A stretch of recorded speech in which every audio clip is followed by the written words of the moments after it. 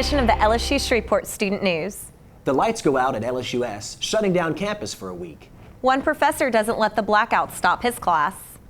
The SGA election is over, and we bring you the results. Hello, pilots, and welcome to this edition of the LSU Shreveport Student News. I'm Tiffany Sandifer. And I'm Josh Hale. As you all know, LSU Shreveport recently suffered a campus-wide blackout. Zach Robertson brings us the details. What happened the week before spring break?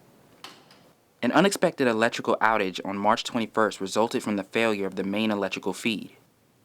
This caused a switch to the alternative feed that failed late that Friday night. Students and faculty were informed about the issue through the LSU Shreveport Facebook, website, and other mediums. The outage resulted in a temporary shutdown of LSU's web presence, a week-long campus closure for electrical repairs, and classes continuing through Moodle and email. Repairs continued until April 1st, and the campus was fully operational on the 2nd at 8 a.m. The electricity will continue to be operational as students and faculty return on April 9th. For LSU Shreveport Student News, I'm Zach Robertson. Thanks, Zach. This unusual event affected everyone here on campus. We wanted to know how it affected you. Here's this week's Pilot Points.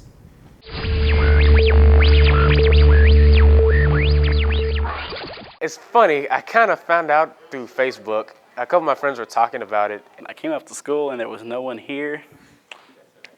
So I went over to my friend's house and I was like, why is there nobody at school? And they were like, school's closed. I was using my laptop actually in the library, and then all of a sudden I lost my connection. And I was like, oh God, what's going on? Something's up with the school, you know? So I went downstairs and I was asking a librarian about it, and she said that the power was actually out. 2 weeks in Atlanta, couldn't get no better.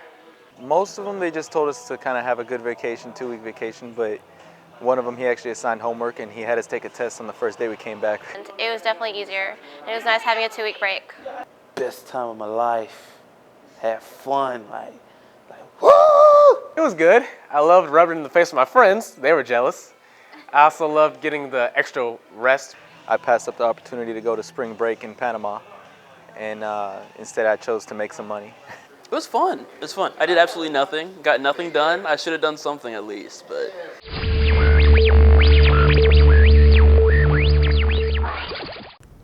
So Josh, I hear you were actually on campus when the blackout occurred. I was editing that week's newscast, and then the blackout sort of rudely interrupted me. Oh no, well I'm glad to see that the newscast did get up. Yeah, we had to get these students the news. That's right. And you'll be glad to hear, Josh, that actually not all the classes were canceled last week. One professor actually had a cookout, and I was there to get you the story. When faced with adversity, sometimes the best thing you can do is think outside the box. That is exactly what one professor here at LSU Shreveport did during the power outage.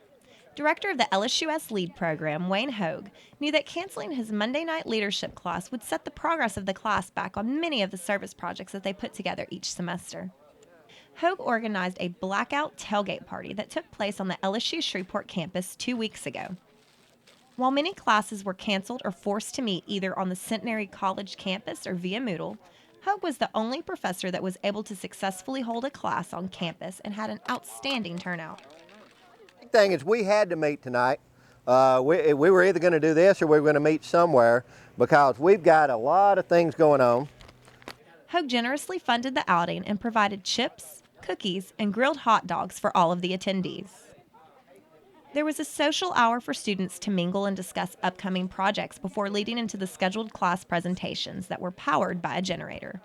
And you're going to have to cover as much material as you would whether we had a week or 2 week spring break. Now there'll be a few teachers, you know, that may take it easy on you, but you might as well get ready for it. After the cookout, we spoke to several of the students about the tailgate party.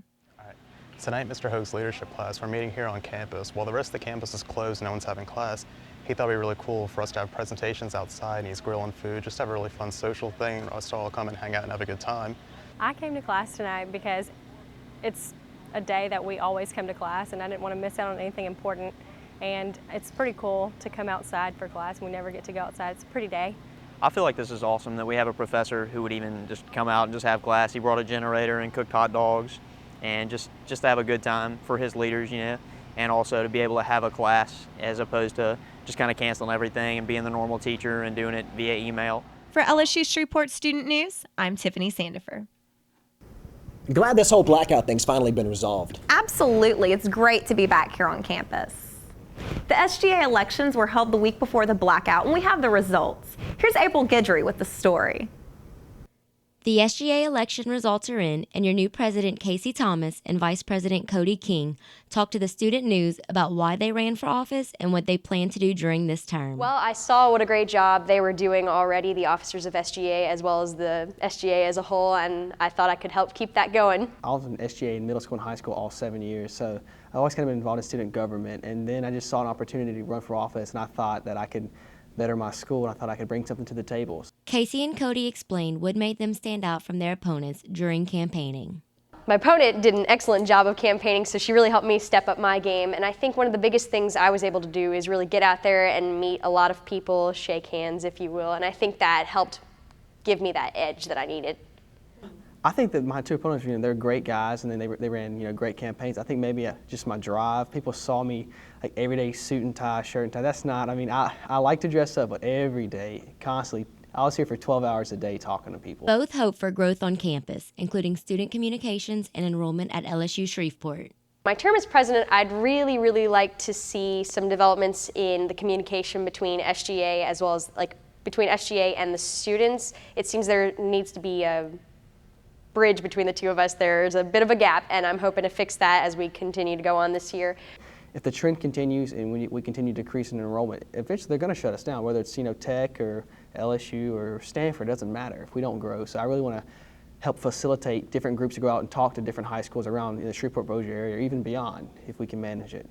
Your new SGA president and vice president will officially take office on April 16th and are thankful for everyone who took time to vote. I just want to tell everybody that I'm thankful for those who voted and who regardless of who you voted for. I really appreciate everybody who came out, and I really hope to see great things coming this next year at LSU. That's my goal, and I talked to Casey and Nadia. Our goal is for the enrollment to increase 500 by 2013. Reporting for LSU Shreveport Student News, I'm April Guidry.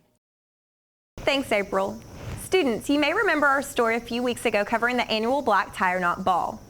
This past Friday, the director of the Shreveport-Bossier Rescue Mission, Reverend Henry Martin, was here on campus to accept the $10,000 donation that was raised as a result of last month's ball put on by the Rotaract Club. The check presentation took place in the Circle of Excellence, and with this donation, it now totals over $50,000 that LSUS students have raised for a worthy cause. And to see our future leaders to step up to the plate and raise $10,000, and this is the 5th year, this is $50,000 that our future leaders have raised. Not only have they helped the homeless and the poor, but they've actually helped our community. Well, students, that wraps it up for this week. We look forward to hearing your comments and ideas for future news stories. Be sure to visit our Facebook and Twitter to stay updated on issues that matter to you. Have a great weekend, pilots.